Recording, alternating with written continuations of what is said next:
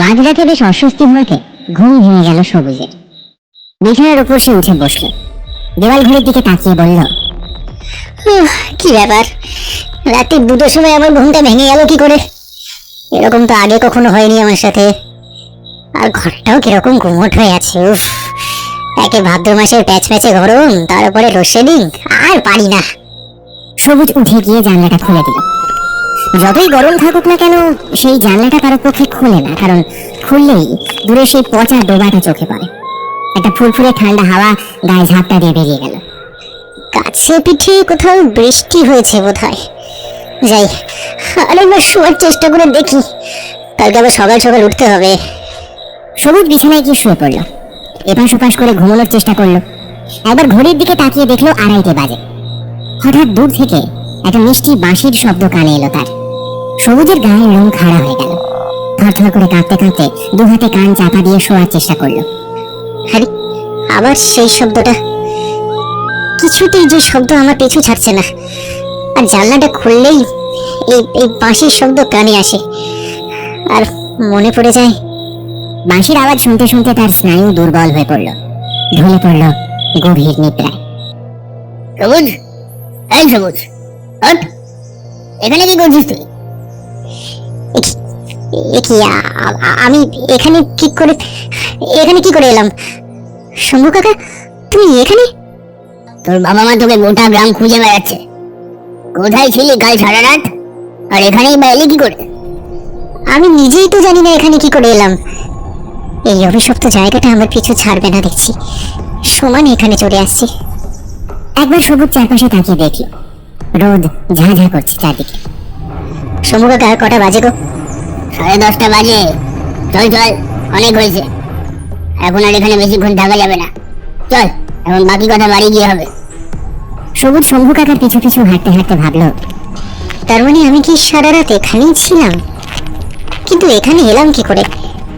যতদূর মনে পড়ছে, রাতে সেই বাঁশির আওয়াজ, উফ, মাথাটা যন্ত্রণায় ফেটে পড়ছে। মিনিট 2 হাঁটার পর যখন তারা সবুজের বাড়ি পৌঁছলো, সবুজ দেখলো গেটের সামনে তার বাবা চিন্তিত মুখে হাঁটাচলা করছে। সবুজকে দেখেই ছুটে এলো। এই সবুজ, কোথায় ছিলি তুই? সারা রাত বাড়ি বাইরে কি করছিলি? ওরে, আমাদের তোকে নিয়ে কত চিন্তা হয়, সেটা জানিস না? আর বলো না ধনঞ্জয় দা, ওই পচা ডোবার ওখানে হাত পা ছড়িয়ে শুয়েছিল আমাদের সবুজ। আমি তোকে ঘুম থেকে তুললাম। তুই পচা ডোবার ওখানে গিয়েছিলি? ওরে বাবা, তোর সাহস তো কম না, এত সব কিছু জানার পরেও তুই। ধনঞ্জয়, ওকে আর বকো না, বরং ঘরে গিয়ে একটু বিশ্রাম করতে বলো। সবুজ আওয়াজ লক্ষ্য করে তাকিয়ে দেখলো গ্রামের মোড়ল শিবু জ্যাঠা চিন্তিত মুখে দাঁড়িয়ে আছে। বাবা সবুজ, তুমি এখন ঘরে গিয়ে বিশ্রাম নাও বাবা। তোমার মুখ দেখে বোঝা যাচ্ছে তোমার শরীরের অবস্থা ভালো নয়। শুধু হাত পা ধুয়ে একটু বিশ্রাম নাও, তারপর সন্ধ্যা নাগাদ আমি আবার আসছি, তখন তোমার কাছ থেকে সবটা শুনবো, কেমন? শিবু জ্যাঠা চলে গেলেন। সবুজ ঘরে ঢুকে হাত মুখ ধুয়ে খাবার নিয়ে নিজের ঘরের বিছানায় এসে বসলো। বড্ড ক্লান্ত লাগছে তার। আগের রাতের কথা ভাবতে ভাবতে কখন যেন আবারও গভীর নিদ্রায় ঢলে পড়ল। যখন ঘুম ভাঙল, চারিদিকে অন্ধকার, সন্ধে হয়ে গেছে। কিছু দূরে শাঁখ বাজার শব্দ তার কানে এলো।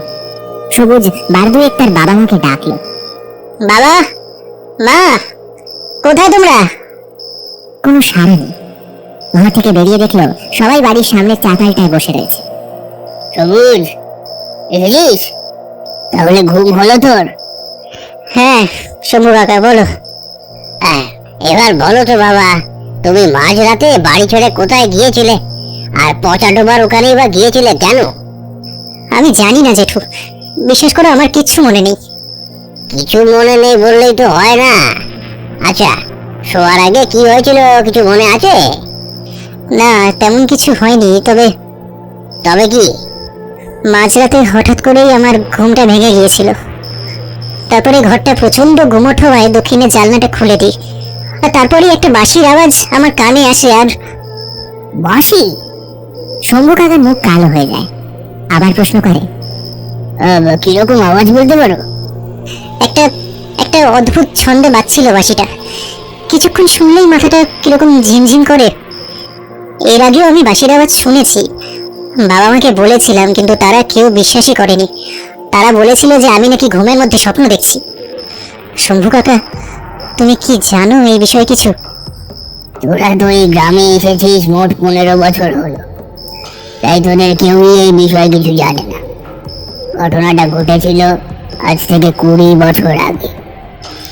এই যে পচা ডোবা আছে না, সেটা চিরকাল এইরকম ছিল না। টলটলে পরিষ্কার জল, আর তাতে নানান রকমের মাছ ঘুরে বেড়াতো। আমার ঠাকুরদা হরগোবিন্দ চৌধুরী ওই ডোবার পত্তন করে। আসলে এই গ্রামে দীর্ঘ 5 বছর ধরে খরা হওয়ার কারণে ঠাকুরদা জলের সমস্যা মেটানোর জন্য ডোবাটির পত্তন করে। পরবর্তীকালে আমার বাবার সময় আর্থিক অসচ্ছলতার কারণে ওই ডোবা আমরা বিক্রি করে দিই।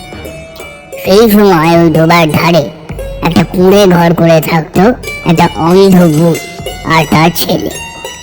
আমার ঠাকুরদাই তাকে ওখানে থাকার ব্যবস্থা করে দিয়েছিলেন। পরবর্তীকালে আমার বাবা যখন ওই ডোবা জমি সমেত বিক্রি করেন, তখন তারা আপত্তি জানায়নি। ওই ছেলে খুব সুন্দর বাঁশি বাজাতো। তার বাঁশির মূর্ছনায় গোটা গ্রাম মেতে থাকতো। সন্ধে হলেই সে রেওয়াজে বসত। আরো আমরা দূরে সেই নাটমন্দির থেকে তার আওয়াজ শুনতে পেতাম। বড় অদ্ভুত ছিল তার বাঁশির সুর। তেমন মোহগ্রস্ত হয়ে পড়তাম সকলে। ছেলেটাকে খুব ভালোবাসতাম আমরা। সকালবেলা ছেলে তার অন্ধ মাকে নিয়ে ভিক্ষা করতে বেরোতো। যা পেত তা দিয়েই তার সংসার চলে যেত। আমরাও তাদের যথাসাধ্য চেষ্টা করতাম সাহায্য করার। আমরা তাকে দেখে বহুবার পড়াশোনার কথা বলি, কিন্তু সে তার অন্ধ মাকে ছেড়ে যেতে রাজি হয়নি। গ্রামে স্কুলে ক্লাস 8 অব্দি পড়েছিল। তখন ওই স্কুলে 8-এর পর আর পড়াশোনা হতো না। উচ্চশিক্ষার জন্য শহরে যেতে হতো। সমু চায়নি তার মাকে ফেলে রেখে শহরে যেতে। সমু? ওই অন্ধ বুড়ির ছেলের নাম সমু, যে খুব সুন্দর বাঁশি বাজাতো সে। আচ্ছা, বুঝলাম। তারপরে? তারপর সবকিছু ঠিকঠাক আগের মতোই চলছিল। কিন্তু একদিন সকালবেলা ওই ডোবার কাছে গুচ্ছের লোক দেখতে পাই।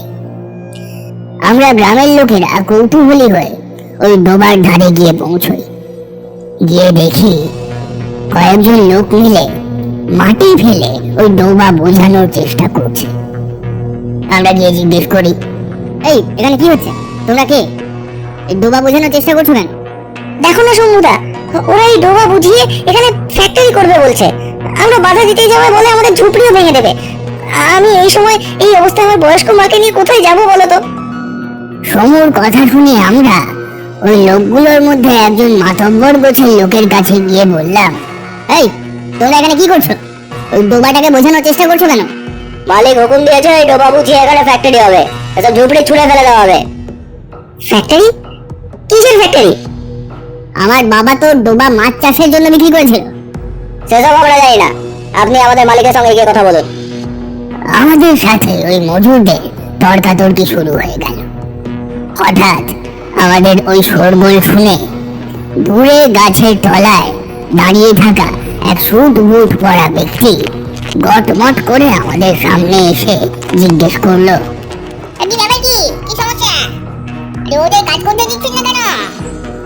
চিনতে পারলাম ইনি সেই ব্যক্তি যাকে আমার বাবা ডোবা সহ জমি বিক্রি করেছিলেন। ও আপনি আমাকে চিনতে পারছেন না? আমি শম্ভুনাথ চৌধুরী। আমার বাবা রমাকান্ত চৌধুরী আপনাকে এই ডোবার জমি বিক্রি করেছিলেন। আচ্ছা, তো আমি কি করতে পারি? কেনার সময় তো আপনি কথা দিয়েছিলেন যে এই ডোবায় মাছ চাষ করবেন, কখনো ওই ডোবা বুঝিয়ে অন্য কিছু করবেন না। আর এই কথা দিয়েছিলেন যে ওই ঝুপড়িতে থাকা মানুষগুলোকে উৎখাত আপনি করবেন না। তাহলে এখন আপনি আপনার কথায় খেলাপ করছেন কেন? আমার জমি আমি যা ইচ্ছে তাই করবো। তোমার বাবা আমাকে জমি বিক্রি করে দেওয়ার পর তোমাদের আর কোনো অধিকার নেই এখানে আমি কি করব সেটা বলার। কি বলছেনটা কি আপনি? এই ডোবা থেকে গ্রামের লোক জল নেয়, চাষের জমিতে লাগে জল, কত কাজে লাগে এই ডোবা। আর আপনি এই ডোবা বুঝিয়ে এখানে ফ্যাক্টরি বানাবেন? বেশ করবো, এখানে ফ্যাক্টরি করবো, এখানে ফ্যাক্টরি হবে। কি করবি? কি করবি? যা ইচ্ছে করার করে না, যা। এই তোমরা কাজ করো। হঠাৎ আমার সাথে থাকা এক ছেলে বলে উঠলো, কিসের ফ্যাক্টরি হবে? এখানে টায়ারের ফ্যাক্টরি হবে, কত লোক কাজ পাবে, তোমাদেরই তো সুবিধে, তোমাদেরই তো ভালো হবে। টায়ারের? তাহলে তো গোটা গ্রাম বসবাসের অযোগ্য হয়ে যাবে। আমরা তা হতে দিতে পারি না। আমরা এক্ষুনি যাচ্ছি লোকাল থানায় কমপ্লেন করতে। আপনারা ডোবা বুঝে ফ্যাক্টরি বানাতে পারেন না, এটা নিয়ম বিরুদ্ধ, আইন বিরুদ্ধ কাজ এগুলো। কি?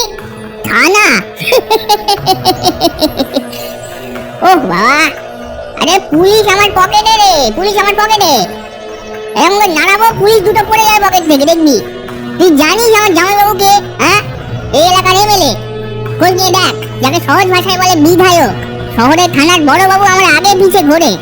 শুনে রাখো খোকা, এখানে টায়ার ফ্যাক্টরি হবেই হবে, ঠিক আছে? এটাই আমার শেষ কথা। যা ইচ্ছে করার করে নাও, যাকে ইচ্ছে ধরার ধরে নাও, পুলিশের কাছে যদি যেতে চাও তাহলে চলে যাও।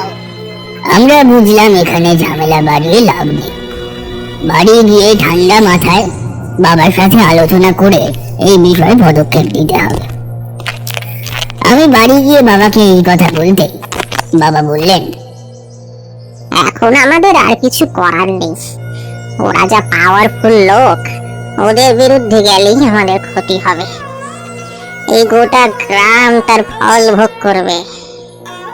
কিন্তু এত সহজে তুমি ওদের ছেড়ে দেবে? আর সমুদ্রের কি হবে? ওরা কোথায় যাবে? ঠিক সেই সময় দেখলাম সমু দৌড়তে দৌড়তে আমাদের বাড়িতে এলো। এসে বাবার সামনে হাত জোর করে বলল, কর্তা মশাই, আমাদের বাঁচান। ওরা আমাদের বাড়ি থেকে জিনিসপত্র ছুঁড়ে ফেলে দিচ্ছে। আমার মা তাদের আটকাতে গেলে আমাদের ধাক্কা মেরে ফেলে দিল। আমরা বললাম আমাদের অন্তত 1 সপ্তাহ সময় দিন। ওরা বললো এত সময় দেওয়া সম্ভব নয়, এখনই তোদের বেরিয়ে যেতে হবে।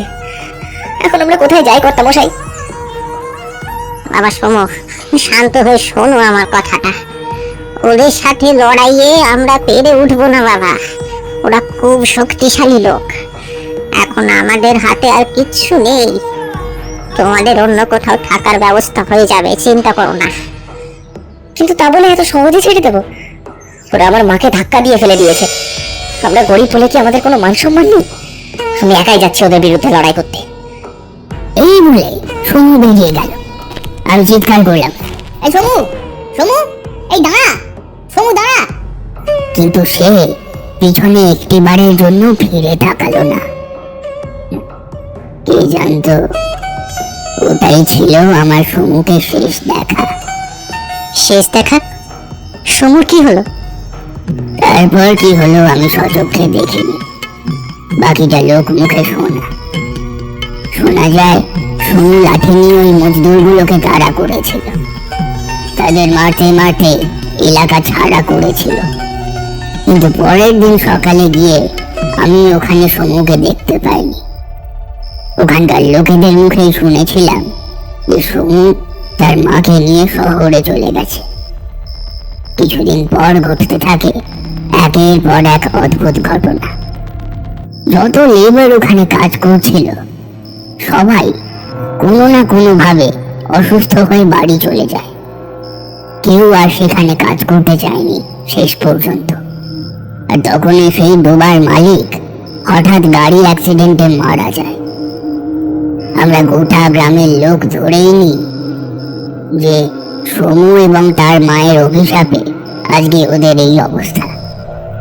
ওই ডোবা আর কেউ ভোগ করতে পারেনি, কারণ তারপরে ওই ডোবাতে যত মাছ ছিল সব মরে ভেসে ওঠে, পচে দুর্গন্ধ বের হতে থাকে ওই ডোবা থেকে। তারপর বার দুয়েক ওই ডোবায় ফ্যাক্টরি তৈরি করার জন্য কথা হয়েছিল বটে, কিন্তু কেউই কাজ শেষ করতে পারেনি। তারপর থেকে ওই ডোবা পরিত্যক্ত হয়ে যায়, কেউ ওই ডোবার ধারে কাছে যেতে সাহস পায় না। তো এই হচ্ছে ওই ডোবার কাহিনী। সমু কাকুর মুখে পুরো গল্প শোনার পর সবুজ থ হয়ে রইল।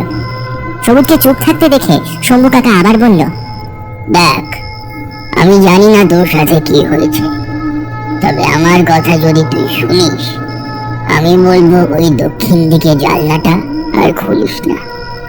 কিছু একটা অশুভ শক্তি জড়িয়ে আছে এর সাথে। রাতে আর কোনো কিছু খাবার ইচ্ছে হলো না সবুজের, তাই চুপচাপ বিছানায় গিয়ে শুয়ে পড়ল। বাবা মা অনেক জোর করলো কিছু মুখে দেওয়ার জন্য, কিন্তু সবুজের কিছুই খেতে ইচ্ছে করছিল না। এপাশ ওপাশ করতে করতে কখন যে সবুজ ঘুমিয়ে পড়েছিল খেয়াল নেই। হঠাৎ অস্বস্তি হতেই ঘুম ভেঙে গেল। সে দরদর করে ঘামছে। আবার লোডশেডিং, উফ, আর পারা যায় না। কিন্তু একটা ঠান্ডা হাওয়া আসছে কোত্থেকে? ঘরের দক্ষিণ দিকে তাকাতেই তার বুকটা ছ্যাঁচ করে উঠল। এ কি, জানলাটা খোলা কেন? হালকা ফুরফুরে হাওয়ায় জানলায় লাগানো পর্দাটা উড়ে যাচ্ছে। সবুজ উঠে গিয়ে জানলাটা বন্ধ করতে যাবে, ঠিক সেই সময় আবার সেই বাঁশির আওয়াজ শোনা গেল। আবার সেই বাঁশি। উফ উফ, কি অসহ্য লাগছে, কি অসহ্য লাগছে। থরথর করে কাঁপতে কাঁপতে সবুজ বিছানায় গিয়ে শোয়। মাথায় বালিশ চাপা দিয়েও সেই বাঁশির আওয়াজ আটকানো যাচ্ছে না।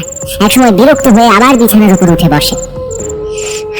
না না না না, এইভাবে তো সহ্য করা যায় না। এর একটা হেস্ত নেস্ত করতেই হবে। আওয়াজটা ওই পচা ডোবার দিক থেকেই আসছে, তাই না?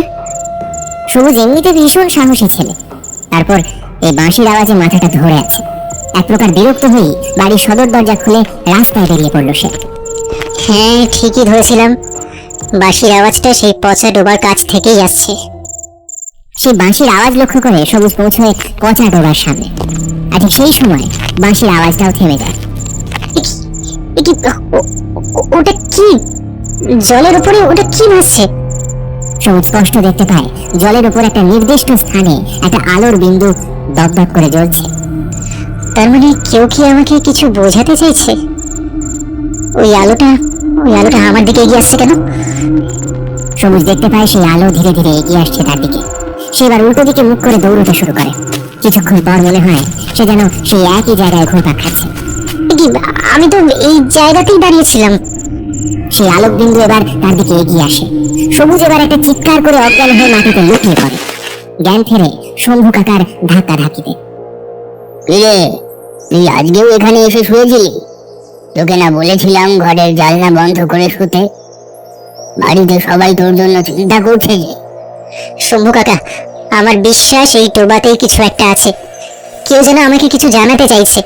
ওই জায়গাটা একবার তল্লাশি করলে হয় না? সবুজ ডোবার একদিকে আঙুল দেখিয়ে নির্দেশ করে। সে পরে দেখা যাবে খন, আপাতত তুই বাড়ি যা। সেদিনই গ্রামের লোকেরা সবাই মিলে ওই ডোবার একটা অংশ, যেটা সবুজ দেখিয়েছিল, সেখানে নেমে তল্লাশি চালায়। প্রথমে তারা কেউই নামতে রাজি হয়নি, কিন্তু মোড়ল মশাইয়ের আদেশে অবশেষে রাজি হয়। আর সেখান থেকেই পাওয়া যায় একটা কঙ্কাল। পোস্টমর্টম রিপোর্টে জানা যায় ওই কঙ্কাল এক বৃদ্ধার। মৃত্যুর সময় তার বয়স হয়েছিল আনুমানিক 60 থেকে 62। তার মাথার পেছনে আঘাতের চিহ্ন স্পষ্ট। গ্রামের সবাই বুঝতে পারে ওই কঙ্কাল সেই অন্ধ বুড়ির। তাহলে সমুর কি হলো? সে কি এখনো বেঁচে আছে? শম্ভু কাকা সবাইকে উদ্দেশ্য করে জিজ্ঞেস করে। এই পচা ডোবার কালো জলের দিকে তাকিয়ে সবুজের মন খালি খচখচ করতে থাকে। এখনো অনেক কিছু বাকি। গল্পটা এখানে শেষ নয়।